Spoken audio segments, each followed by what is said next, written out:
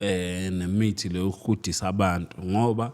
ngesikhathi ngifika la bengikwazi ukuhudisa umuntu olala nopartner wakho but manje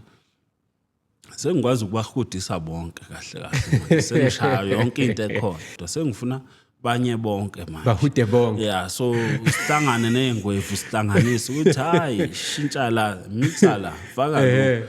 so kuningi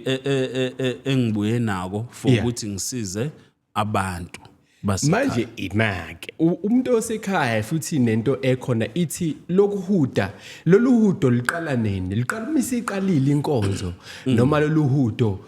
luvele lube khona nje kungakaqala bakithi kusenza ama preparations. No uhudo lolwena sotobe isebenza kanjani lento lo muthi lo nema ngawuchaza nje kafushane